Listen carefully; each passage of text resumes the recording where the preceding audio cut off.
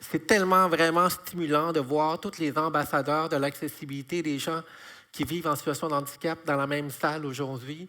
C'est tellement stimulant de voir qu'on a des objectifs communs, qu'on est tourné vers l'avenir, vers les nouvelles technologies pour vraiment avoir une meilleure inclusion des personnes en situation de handicap. Juste avant de commencer, je vais me présenter. Je suis chef responsable de l'accessibilité à CBC Radio-Canada. J'ai deux chapeaux. Dans un premier temps, de m'assurer qu'on soit accessible pour l'ensemble de nos auditoires partout au Canada. Et d'un autre côté, on est aussi un employeur, de s'assurer qu'on soit accessible pour l'ensemble de nos employés. On a, vous savez, le point commun qu'on a avec Air Canada, c'est que nous aussi, on a lancé notre premier plan national sur l'accessibilité en 2023. Et je peux vous dire que pour Radio-Canada, pour CBC Radio-Canada, l'accessibilité, ce n'est pas juste des fonctionnalités, ce n'est pas juste des obligations réglementaires, mais c'est vraiment, je vous dirais, un engagement à vraiment mieux intégrer à la fois nos auditoires et nos employés. Donc, aujourd'hui, j'aimerais vous faire une présentation en deux temps. On m'a demandé de venir vous présenter un peu notre approche au niveau de l'intelligence artificielle chez Radio-Canada, comment on l'utilise et concrètement, comment on l'utilise pour des fins d'accessibilité. Dans un deuxième temps, dans une autre vie, j'ai passé une douzaine d'années comme à faire de la veille stratégique, notamment au Mouvement Desjardins, quelques collègues dans la salle que je salue d'ailleurs aujourd'hui. Donc, j'ai couvert pendant une dizaine d'années une conférence qui s'appelle le Consumer Electronics Show. Et cette année, j'ai décidé de le couvrir avec une perspective plus axée sur l'accessibilité, dont je vais vous parler des tendances émergentes en matière de technologie qui facilitent l'accessibilité. C'est bon pour tout le monde? Parfait. À main levée, qui a déjà utilisé un outil d'intelligence artificielle comme ChatGPT, par exemple, ou un autre à main levée? Quand même, on a vu à quel point, je vous dirais que ça s'est démocratisé beaucoup. Je pourrais vous dire qu'en 2022, lorsque j'étais à Vegas pour le CES, on s'attendait à ce soit l'année de la réalité virtuelle, mais on s'est fait frapper par cette vague de ChatGPT-là, et du jour au lendemain, on a dû s'adapter très rapidement. Donc, notre approche en matière d'intelligence artificielle repose sur 4 piliers. Premièrement, en tant que diffuseur public, on se doit d'avoir une gouvernance responsable des données. Autant des données de nos auditoires, mais des données organisationnelles et de nos employés aussi. Au niveau des connaissances, comme c'est quelque chose qui évolue très rapidement, on doit être conscient qu'on ne sait pas tout. Et parce qu'on ne sait pas tout, on doit tout le temps prendre des moyens pour continuer d'apprendre, pour justement être en avant de la parade, d'une certaine façon. On doit aussi collaborer avec des partenaires. Si on veut innover rapidement, si on veut être agile, j'entends souvent dire que seul, on va aller plus vite, mais ensemble, on peut aller beaucoup plus loin. Puis je pense que c'est la volonté, puis c'est l'esprit qu'on a dans la salle aujourd'hui, et d'accélérer l'innovation, parce qu'on sait que l'intelligence artificielle, c'est l'avenir. Ça, c'est les 4 piliers de notre stratégie au niveau de l'IA. Concrètement, qu'est-ce qu'on fait? On a une approche à la fois, je vous dirais, ouverte et prudente. Ouverte parce que c'est l'avenir, mais prudente parce que ça va vite et parce qu'on n'est pas prêt à faire des compromis au niveau des données qu'on a actuellement. Il y a mes collègues de technologie et infrastructure qui nous aident à vraiment identifier les technologies qu'on va pouvoir utiliser. Je vais vous en parler un peu plus longtemps.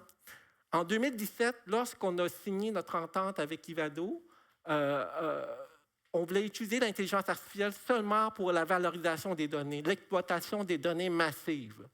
Mais maintenant, avec l'arrivée de l'intelligence artificielle générative comme ChatGPT, d'une certaine manière, mais on a dû se donner des cadres vraiment plus formels. Donc, on a créé une charte de l'intelligence artificielle en mai 2024, c'est-à-dire qui encadre l'utilisation chez nos employés. La stratégie, je vous l'ai présentée tantôt.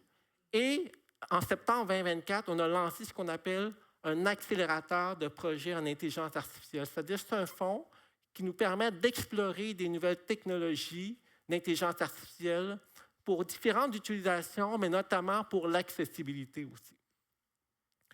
Donc, concrètement, au niveau des outils d'intelligence artificielle chez Radio-Canada, on a une approche hybride. C'est-à-dire qu'on a des outils qui sont utilisés pour l'ensemble des employés qu'on permet, notamment Gemini. Pourquoi Gemini? Parce qu'à CBC Radio-Canada, on travaille dans l'écosystème technologique de Google Enterprise et c'est l'intelligence artificielle de Google actuellement qui a quand même quelques fonctionnalités d'accessibilité. Commande vocale, nécessairement, ça avance vite. Il y a d'autres fonctionnalités qui sont appelées à se rajouter. Il y a Notebook LM qui est mon coup de cœur pour l'instant. C'est un outil qui nous permet, qui est notamment utilisé par notre salle de nouvelles, par les journalistes, de vraiment aller interroger des sources très précises comme 2-3 rapports de documents PDF que vous téléchargez dans l'outil. Vous allez pouvoir résumer, avoir des résumés qui sont vraiment efficaces au lieu de lire le rapport en totalité, mais ça va vous permettre de forer puis d'avoir accès, je pense, à des informations très précises beaucoup plus rapidement. On a aussi certains outils qu'on va seulement permettre d'utilisation à des fins d'accessibilité, notamment l'outil Taxic.io, qui est un outil qui permet de scripter des rencontres virtuelles, c'est-à-dire de générer un script et aussi de générer des résumés aussi. Il y a aussi l'outil Dragon, c'est-à-dire de reconnaissance vocale. Donc, on permet à la fois d'utiliser des outils pour l'ensemble de nos employés, mais on a aussi des outils qui sont dédiés spécifiquement aux personnes qui ont des besoins spécifiques. Maintenant, je vous avais dit que je ferais un aperçu de ce qui se passe au CES. Pour ceux qui ne le connaissent pas, c'est la grande messe des nouvelles technologies en chaque début d'année qui a lieu à Las Vegas. C'est le seul endroit à Las Vegas qui peut accueillir un événement de si grande envergure. Et là, on va vraiment à Las Vegas à chaque année pour voir quelles sont les nouvelles technologies émergentes qui s'en viennent. Puis cette année, mais comme j'ai débuté mon rôle en tant que chef de l'accessibilité, j'ai dit je vais le couvrir au niveau de l'accessibilité et je vais vous faire le top 4 des tendances émergentes. Premièrement, on voit ce qu'on appelle les interfaces neurales puis le contrôle à distance. La première image que vous voyez ici, c'est un écouteur qui non seulement permet de transmettre du son, mais capable de détecter des mouvements faciaux. Le sourire, par exemple. Savez-vous que sourire peut être une commande?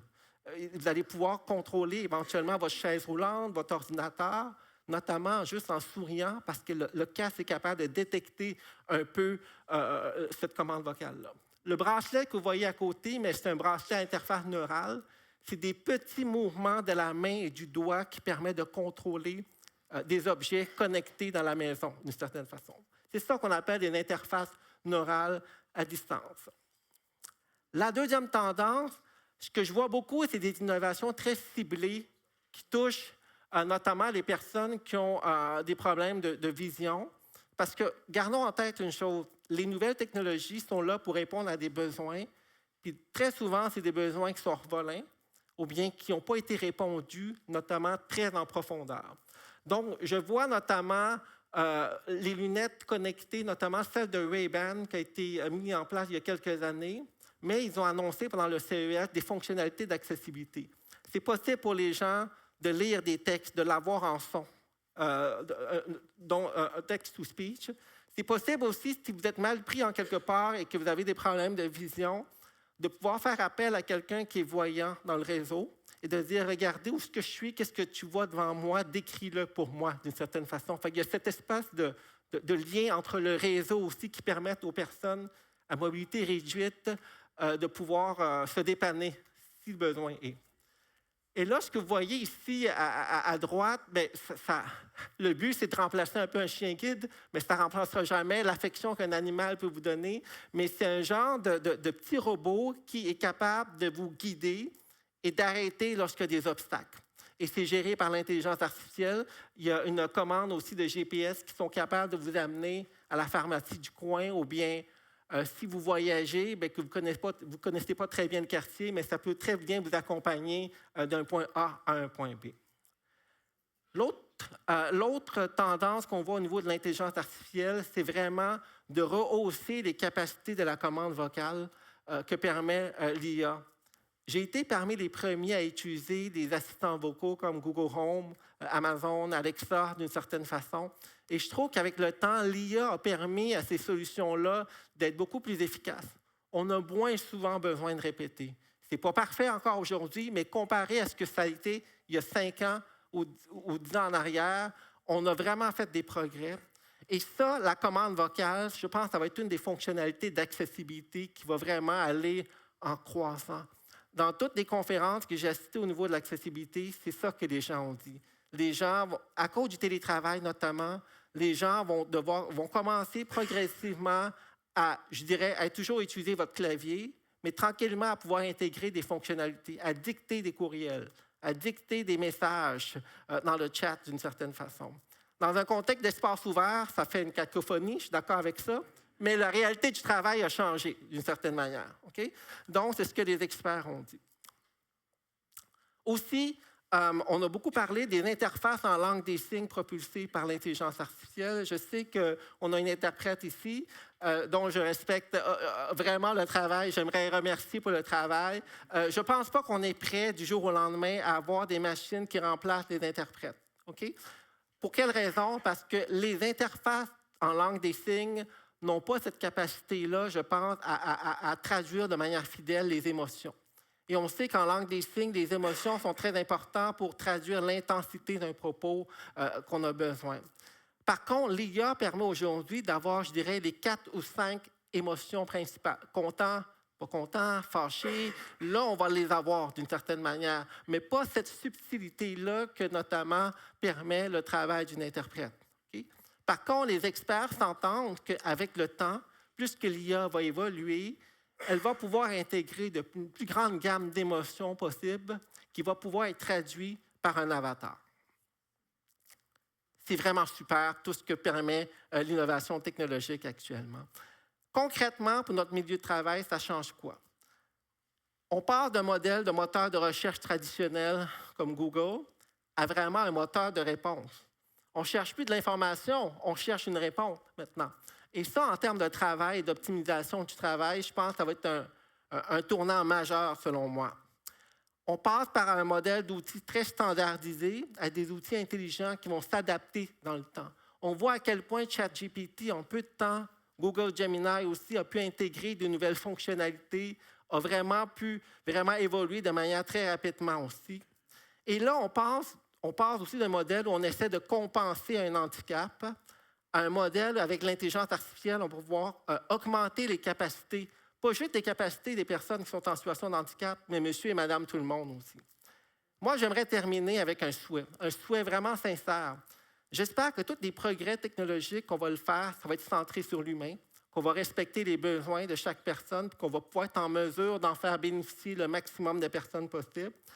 Et j'espère sincèrement que les nouvelles technologies et tous les efforts qu'on met pour l'inclusion des personnes en situation de handicap, ça va permettre aux organisations comme CBC Radio-Canada, comme Air Canada ou n'importe quelle organisation, de pouvoir intégrer sur le marché du travail des personnes qui ont des barrières plus élevées.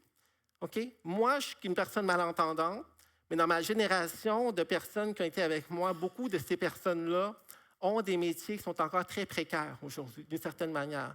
J'espère que les nouvelles technologies, j'espère que tous les efforts qu'on met dans l'inclusion des personnes en situation de handicap, ça va pouvoir faire rentrer sur le marché du travail un bassin de main-d'œuvre de personnes qui sont en situation de handicap qui n'avaient pas cette possibilité-là auparavant. Ça, c'est ce que je nous souhaite tous. Merci beaucoup.